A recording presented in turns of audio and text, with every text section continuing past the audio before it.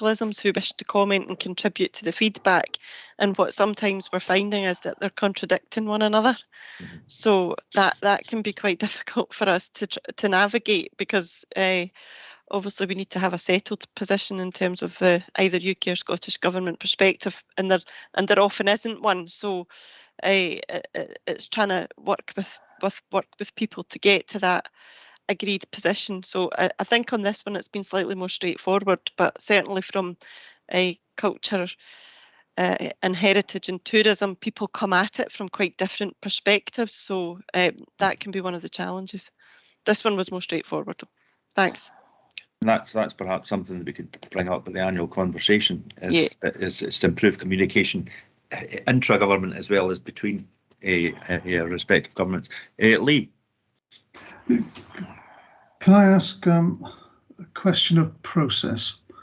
I'm new to this joint committee. I've only recently joined, so this is the first time I've seen a business case coming like this, and in this case, the outline business case for the digital hubs. Has this been discussed and seen at the joint committees before, or is this us getting it for the very first time?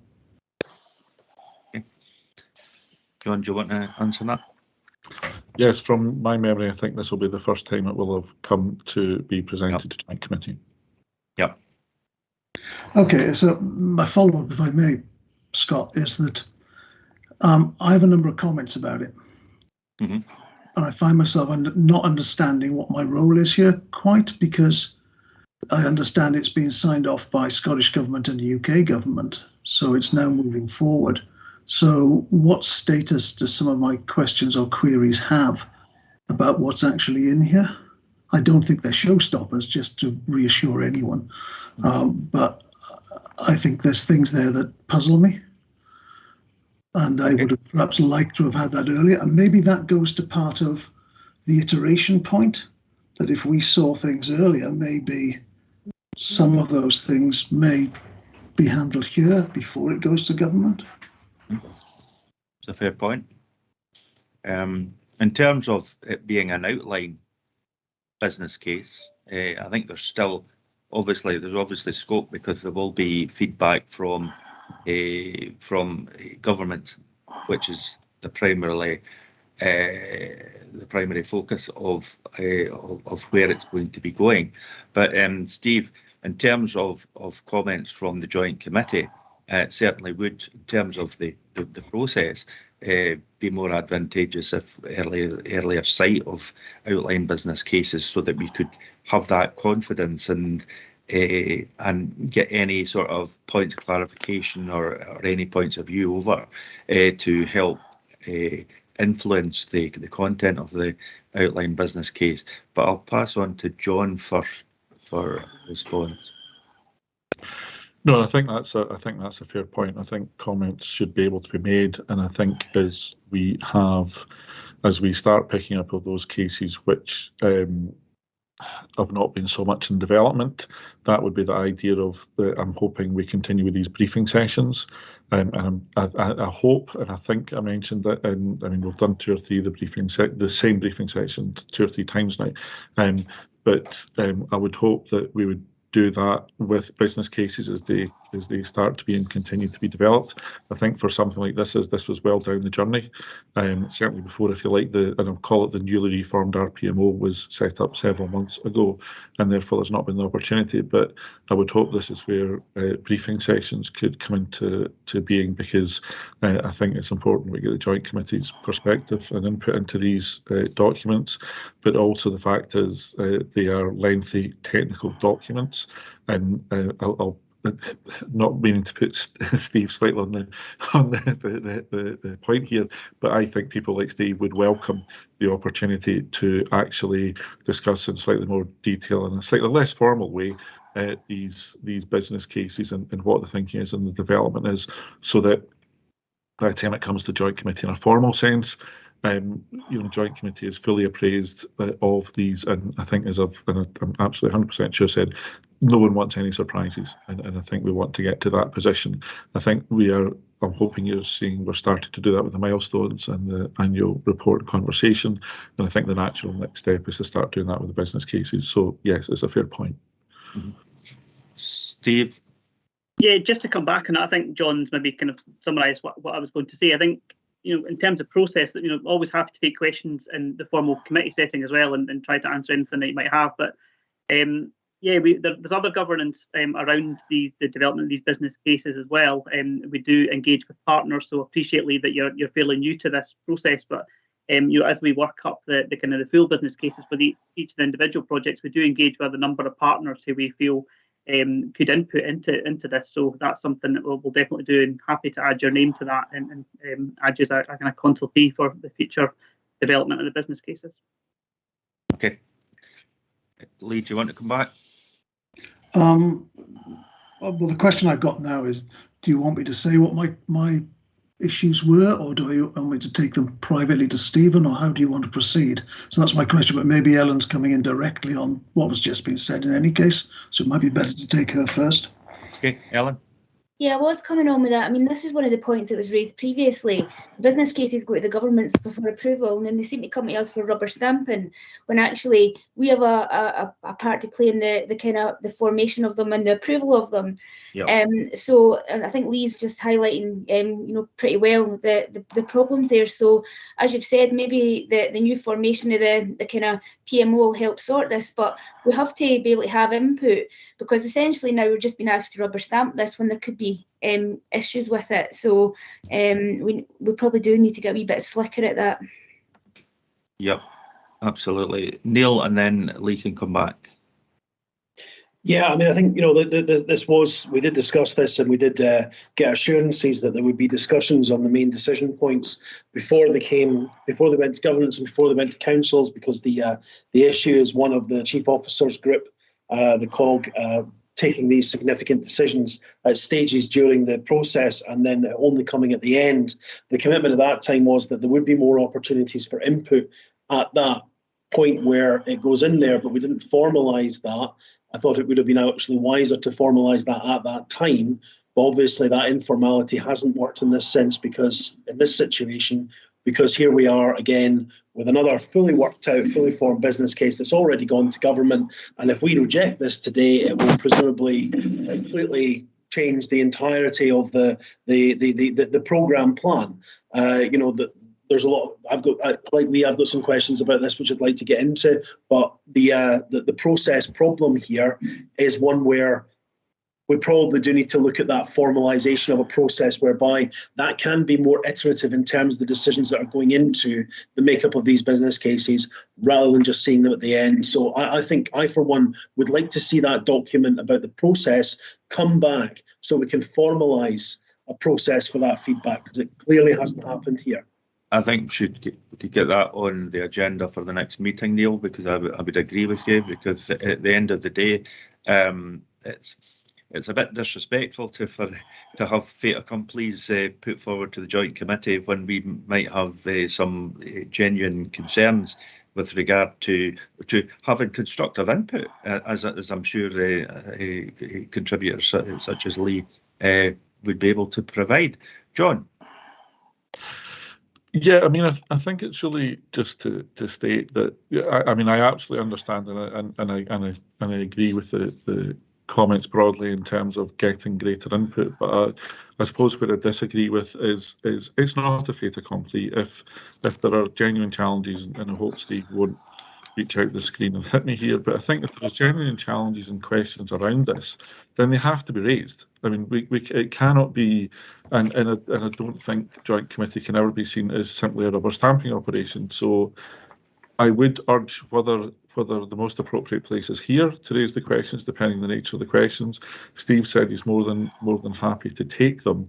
But at the end of the day, if joint committee is not happy with it, joint committee shouldn't be approving it. I know that will make us all very uncomfortable in terms of what then has to be done. But other than that, it is a rubber stamping operation, and that is not what joint committee is meant to be. And apologies if it seems disrespectful. It absolutely is not intended to be disrespectful, which is why we talked about the briefing sessions. And I think having that formalised, as Councillor Benny suggested, would be a good idea. But I mean, we have mentioned it, albeit informally and albeit just recently. But I think I would hope that would be a way and a methodology that the joint committee can be more engaged in the process. But generally, I think if there's a challenge around it, then those challenges and questions have to be raised. Yeah, and I think you're right in terms of the having the briefing sessions would be a good opportunity to interrogate the iterative process of the business cases. So Lee, my suggestion would be that any comments and observations you have with regard to the outline business case, which is not set in stone at this point in time, it is what it says in the tin, outline business case. Then if you pass that on to Steve in the first instance, that would be helpful. Okay, I'll direct them directly to Steve separately. Yeah.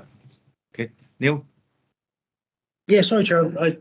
I would quite like to hear what that is. I think this is the last. Well, it's not the last opportunity to see this, but this is the formal approval, and I would quite like to hear that as well. I mean, if we need to take it offline, then perhaps that needs to be another meeting or whatever. But I would quite like to hear that, because I think that's one of the advantages of having a committee, is because we can understand what other people's concerns are.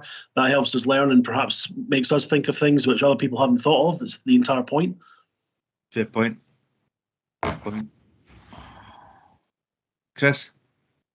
Neil said exactly what I was going to say, Scott. I'd like to hear what the comments are as well, so I don't wonder how we could facilitate. That's fair enough. And, at the end of the day, when we move forward in terms of the having the briefing sessions, then they will be that will be a good format for that sort of types of discussion. But I'm happy for Lee to put forward his points at this point in time. Lee. Okay, thank you, Scott. I've got 4, and I'll summarise them as the headings. And please bear in mind, this is the first time I've seen this document, and I've not been involved in this process at all. So my 4 points are relatively high level. The first thing that struck me reading it, I was trying to understand what is meant by digital hub and how a digital hub differs from an office with good technology. Because if I replaced the word digital hub by good office with good technology, I felt I got exactly the same thing. So what's the added thing around that? The second one was, there's some nice diagrams about collaboration across the hubs. They got nice lines going between them, but I didn't understand what that actually consisted of. What is the collaboration? Is it technical collaboration? Is it business collaboration? Is it support organisation collaboration? How does it actually operate in practice? It just struck me as a nice diagram. Thirdly, I'm taken by the Logan report and also taken by the way in which communities is used as a phrase, and market square is used in various ways. And I was trying to understand what in these hubs that looked like. So what is the community? Is it the community of tech businesses? Is it the community, again, of support businesses?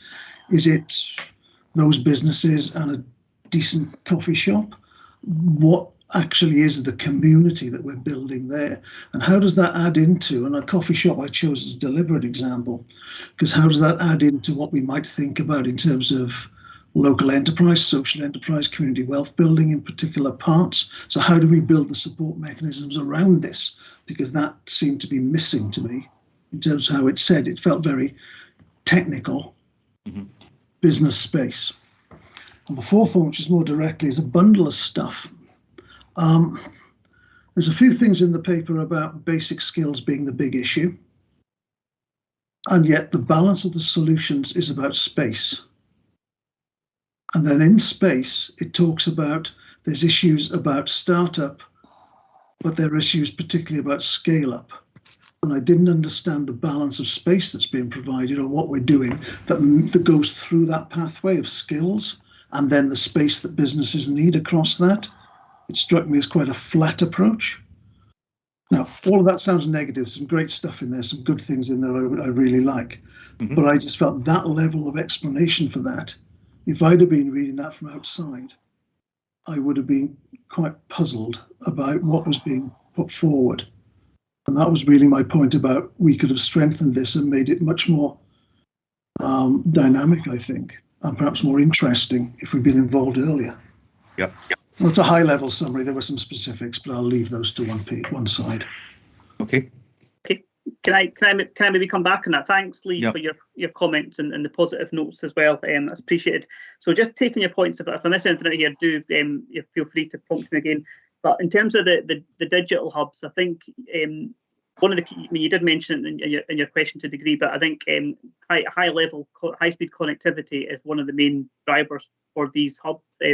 It's been recognised as a big barrier, particularly within the rural areas, to access that high-speed connectivity. So that's part of the reason behind the digital, but also kind of focus on the sector as well. This is a rollout in phase 2 of the digital district, with phase 1 being code-based. So there is a kind of focus on supporting digital businesses, but digital obviously crosses over a number of different areas as well. It can cross into tourism and retail, etc. So that's really the kind of the explanation for the digital hubs element of it.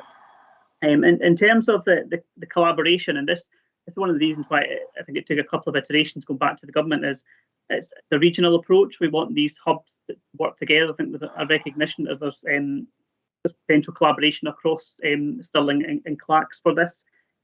So I think we want business support packages working together. We want our different business support agencies to be delivering things jointly across Stirling and Clackmannanshire. The supply chain opportunities as well. We want those to be working together, and to get the businesses working together as well. So we really want to create a network of these hubs, so that businesses can collaborate and work together on that. The point on community and what do we mean by community, I think that covers a wide range of things, really. I think obviously it covers the businesses, but it covers aspects of community engagement as well. I think we really want to engage with employability. These digital hubs are going to be a space where skills can be developed as well. So that there's across a wide range of that. And probably tied into that is the point around space. So we don't just want to create spaces with these hubs, and a big focus, hopefully you'll see when we come to the final business cases, is a real programme around these spaces. I think there's a recognition there's a lack of high quality business space within these locations. We want to deliver on that, but we also want to deliver on a programme to support that. So there's been a lot of engagement with Codebase, with STEP, with Ceteris, the university, the college. So we want to create a really strong programme around these spaces as well, that individuals can access for skills, for employability, but businesses can also access if they want to get dedicated business support, etc. So but we're trying to combine, it's not just about space, it's about putting a programme in place around these hubs as well. And we have done this already in other areas. Through Stirling Council's capital programme, we've invested in hubs in Aberfoyle, Drimmen and Balfron, and that's worked well in these areas. There's good take-up and also been a lot of activity in these spaces as well. So we want to build on that, I think, is the message in phase 2 of this digital district. I hope that answers some of your points, but I'd say happy to take any other questions. Nikki? Thank you very much. I was going to make a comment about the need to make sure we get that early engagement with joint committee from a COGS perspective. We've recognised this for quite a while now, from the previous conversations we had. And I just hope that the start of the process that we took forward last week around the annual conversation, financial profile and the implementation plan was a good start in terms of the direction of travel, because we intend to build on that. So we'd very much appreciate any feedback that there is in terms of how we can develop that to meet the needs of joint committee going forward. But for me, it was a good start and start of that ongoing dialogue that I think you're all describing. Thanks for that, Nikki. Neil? Yeah, Chair, on the specifics of the business case, like Lee, I think there's some really fantastic stuff in here, but I did want to get a bit more of a sense, because we've already spoken a little bit about that kind of community building type thing, and I'd really like to understand what's the vision for how we get there. Because when I think about Codebase, I mean, one of the reasons why Codebase is so successful is that there's Barry and Lisa and a few other people who kind of do that community building, and the Codebase organisation deals with that and does the promotion, the organised events. They're always talking stuff up and making sure people are talking to each other. What's the vision for making sure that happens? Is it staffed Is it, what's the organisation that's going to run these things? Are they independent from each other? Are they together? I'd like to understand that vision. Sure, yeah. So thanks for the question, Councillor.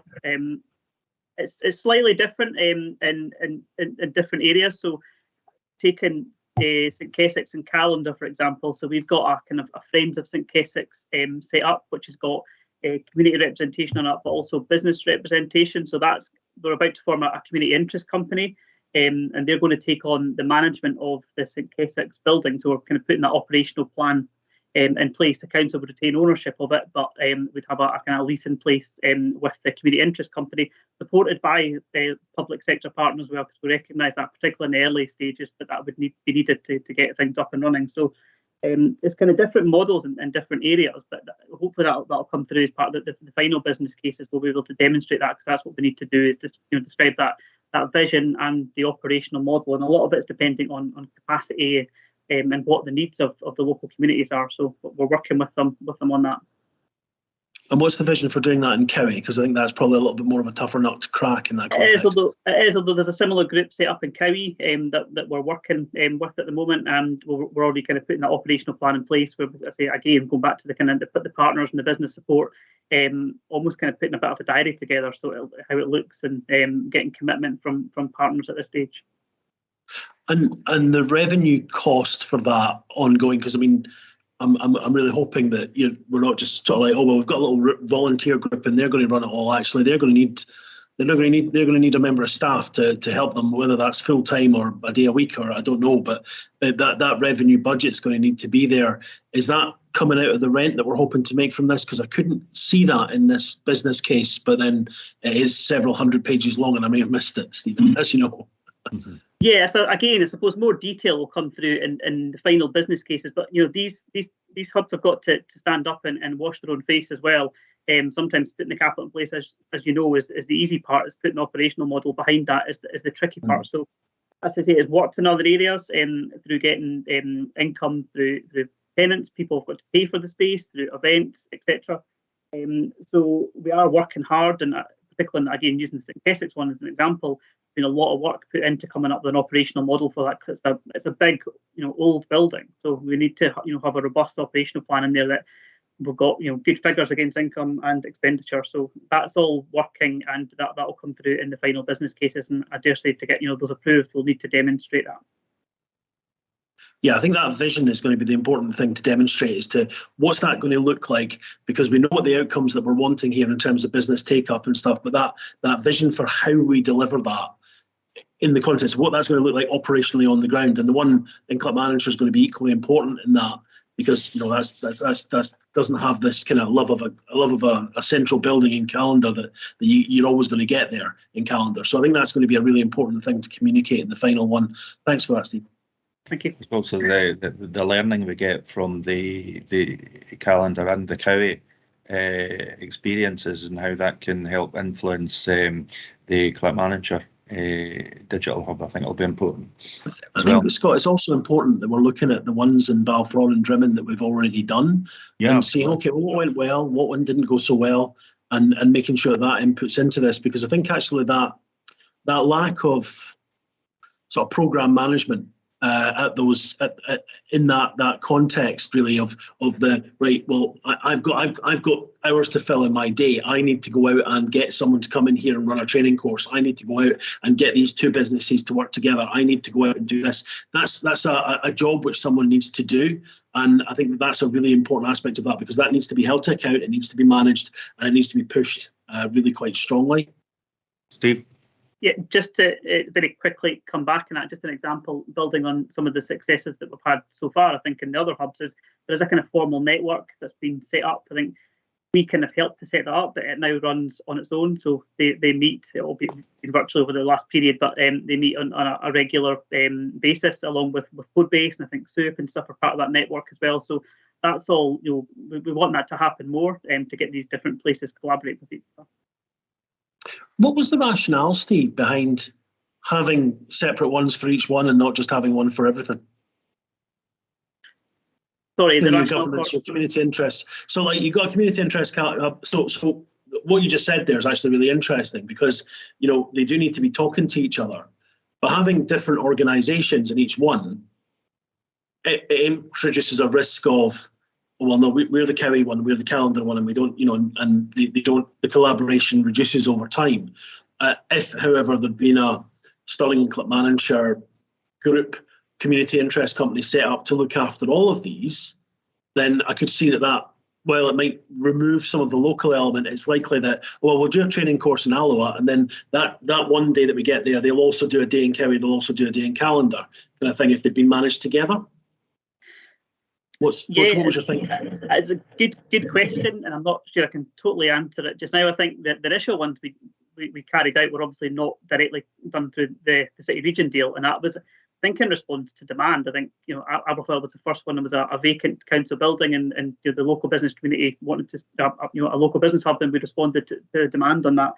But I think it's a good point, and I think it's something we can definitely look at, whether that's a formal interest company or whatever it might be across all the hubs. But I think it's something we can definitely look at, is to formalise that. And I know it's something we're looking at in terms of how we brand the hubs, and as part of our kind of inward investment pitch as well, that we can present this as more of a joint initiative. I think more unity actually strikes me as being a good thing there. You lose a little bit of the localism, but you gain something quite amazing in terms of the kind of joint working. And you also remove some of the risk of some of the resilience risk. If a couple of people leave, then across a larger area, you're going to be able to fill those gaps rather than, well, they have to be from Calendar.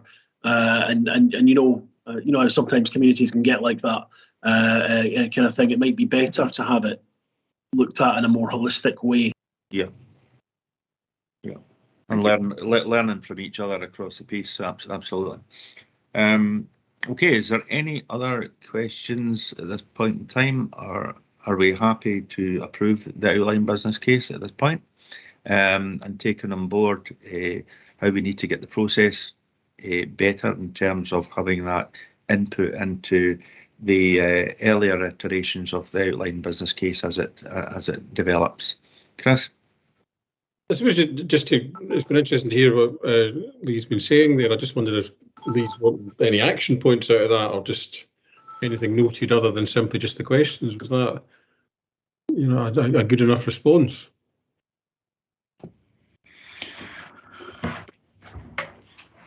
I was halfway through typing something to make the point. I think that discussion, the last part of that discussion about Neil and Stephen, begins to address some of the points that I was trying to get to in terms of the collaboration and in terms of the community. I'm not sure I fully got the community. I've not got the vision, what's been trying to done. And what I wrote earlier was it's about the how and the who. And that I just don't get out of the business case. Now, it might be because that's what the Treasury want through the Green Book methodology. And I'm fully well aware that I'm, like probably most people around here, not very up to date with what that actually is. My first reading of this case suggests it's an incredibly tedious exercise, but I'll leave that for now. So, and it might be that you can't put that stuff in, but I think that's the bit that brings the thing alive. And so that's what I want. I still go back though. I still don't think I've got a good answer between what's a hub as opposed to a tech-enabled office. And if it's going to be a hub and do things, then it's got to be more than just a good tech-enabled office. And it's that how and who that I don't think I'm getting there. Should that hold this case up? No, it shouldn't. But I'd be looking for much more of that sort of stuff, Chris, than I've seen thus far in this case. And that's what I'd be looking for and wanting in the other cases, I think. I think that's something we can certainly take on board, and we can interrogate at the briefing sessions as we go forward in terms of that process. Okay. Right. We're happy to approve then the outline business case, and we can move on to 6.2, which is communications protocol. And John. Yes, Farmer. This is an update of the communications protocol that was initially approved by Joint Committee back in June 2019, if you remember that far back. It's an awful long time ago now. After the re-establishment of the RPMO, a review was undertaken of the communications protocol because it was outstanding. The attached protocol is that updated document reflecting the experience and comments across the CRD partnership. The amendments are generally not fundamental, represent a refinement of the protocol. The current communications group membership is working well, representation from all delivery partners in both governments, and joint committees invited to approve the revised protocol. Happy to take any questions. Thank you. Is there any questions on the protocol? Neil. What's changed here, John? I couldn't see anything that looked different to me. You're muted, John. Sorry, the answer might be as viable whether I was muted or not, Councillor Benny. I think there's actually been very little. I don't have a track changes version in front of me, sorry, and I can't answer that question. I'll provide an update later if that's okay. Apologies for that. Okay. Right, no, thank you for that. Apologies. Ellen. Thanks, Scott. Yeah, a couple of questions, I suppose, or I don't know whether it's comments more than questions. I'm really keen that any protocol doesn't hold things up. And I'm quite conscious, you know, when it comes to things like the SCREAB thing, if we'd have been able to do something independently from Clackmannanshire Council to businesses in Clackmannanshire, it might have had a bit more of an impact than, you know, kind of something just going out, you kind of generally where they're not, you know, kind of making links there. So I don't know whether, you know, kind of having such a rigid protocol can you know, sometimes be a bit cumbersome and maybe prevent things kind of, you know, moving forward. And I suppose the other thing I just wanted to clarify was, you know, there's a number of projects kind of going on here. So if there's a project that comes under the city deal, should any kind of media activity that involves that specific project fall under this protocol? Predominantly, yes, but it's very much on a case-by-case basis. But I do absolutely agree with your point, is this shouldn't be seen to hamstring us in any way. Recognising the UK and Scottish Government investment nonetheless, but it shouldn't be to hamstring us and to actually promote what we're doing properly. And I think it's comments that have been made before. And I think perhaps in the previous joint committee, but certainly in the previous meeting. And I think what we need to do is pick up on any of those at the minute they happen. Communications, I think, is really quite challenging, and it's a difficult area to make sure we get it right. And I think the minute we have any problems is that we need to hit them and bring them straight away. And I'm not sure that's always been the case. So that's what we need to do. But yes, generally speaking, it should go through this form of protocol so that all partners are aware of what's happening. I'll give you an example. I saw on Twitter the other day there was stuff from Stirling Uni and SEPA, and it was involving the Environment Centre. But the first I kind of know about it is kind of, you know, reading about it on Twitter, but it's, you know, part of the city region deal, etc. So should that really have come through, you know, kind of the protocol? Not saying that we would have had any comments on it, but at least just to let us know that that sort of thing was happening. Mm-hmm. I think it's always advisable for especially the involvement of Clackmannanshire Council to have been aware of that. Yes, okay. I think you should. And apologies if that's been oversight on our part. Then apologies for that, because I think that's far too important not for you to be aware, and you should not be reading that through social media. Grand, thank you. John. Thank you. It was just to confirm that with regard to the University and SEPA agreement, that was notified through the communications officers of all the partners. So if there have been some gaps in communication, then it's not necessarily because the protocol wasn't used, but there's always a view taken on the extent to which the protocol is involved, but it did flow through the communications officers as required. Grand, it maybe just did make it through to me then. So I think that's just something just to make sure that communication does get through, because like I say, it's great to see that it's happening and things, but getting it through the official channels is always that wee bit better. Mm-hmm. Yep, point well made, Ellen. Any other points, any other questions? We've considered the protocol, so we're happy to approve. Agreed, thank you.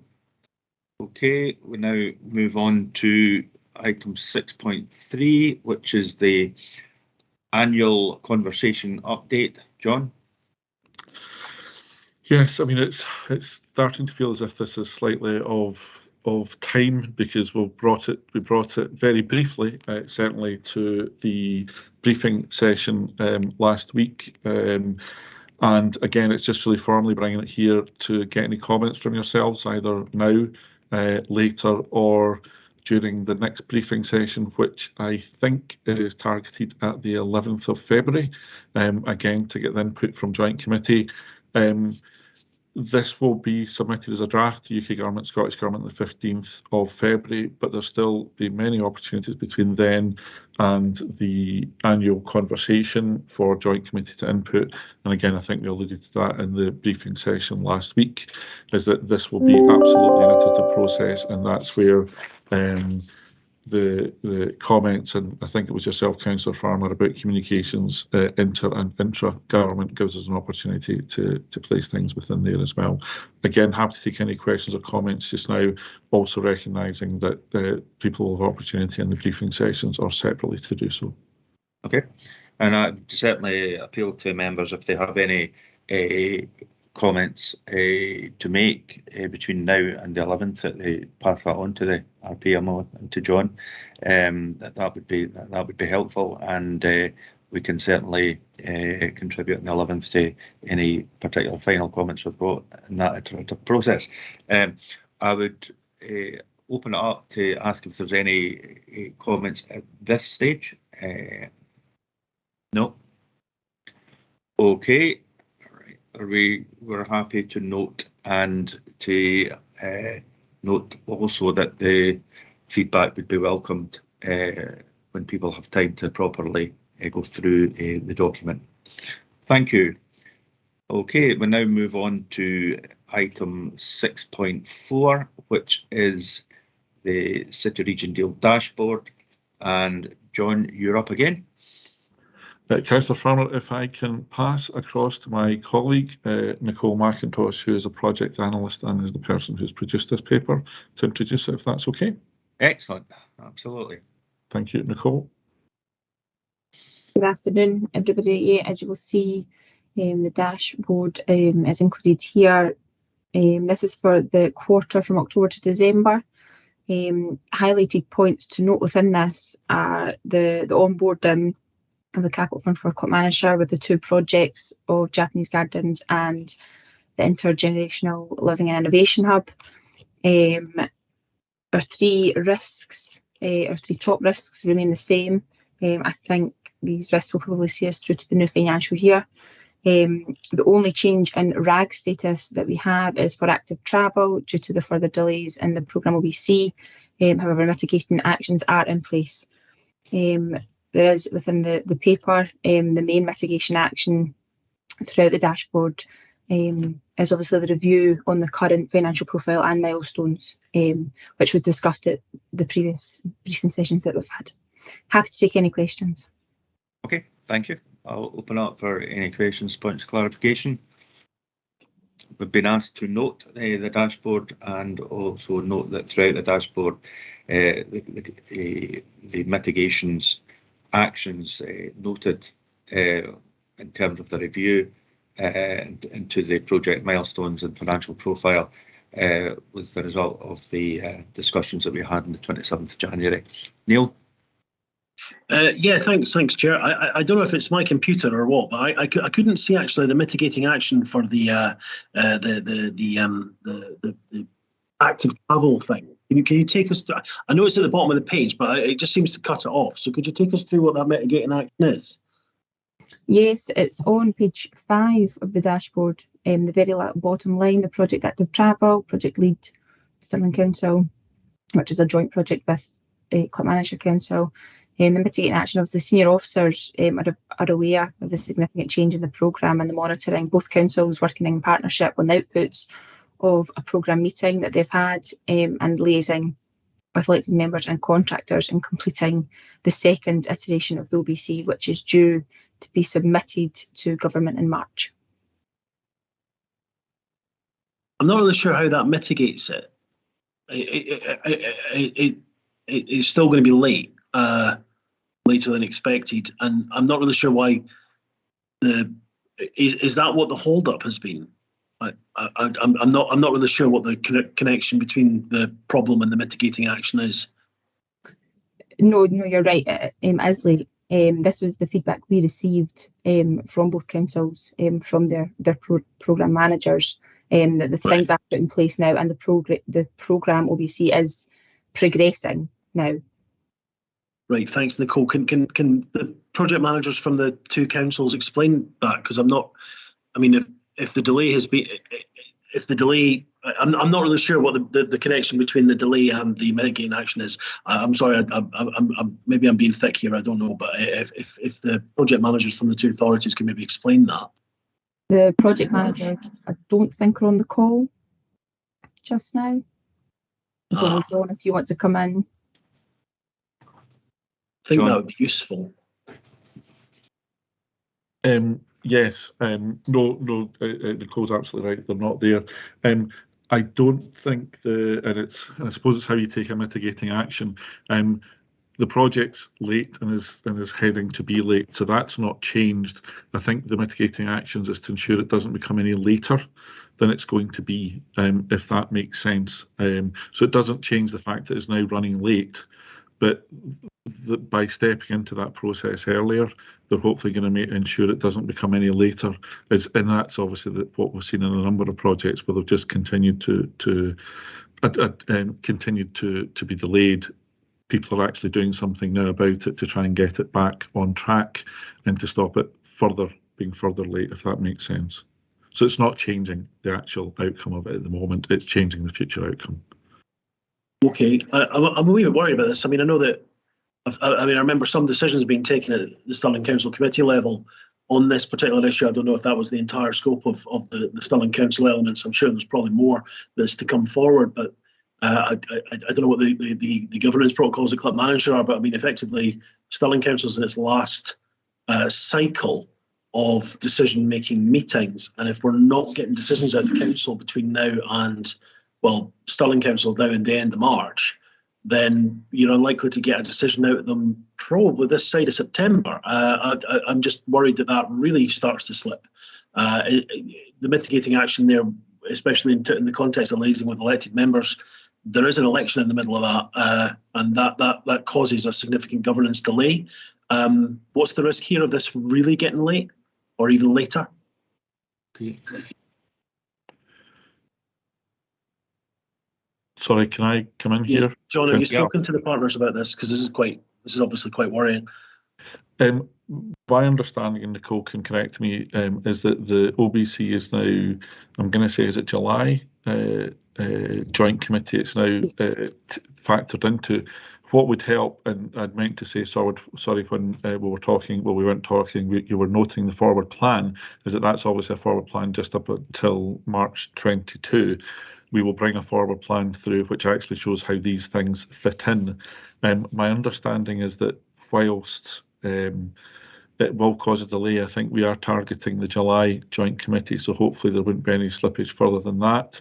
I also think, and again, Nicole, please correct me if I'm wrong here, is that in terms of the delivery of the project, I don't think it's having such a significant impact on the delivery of the project that the delay in getting approval would suggest. Is that fair to say?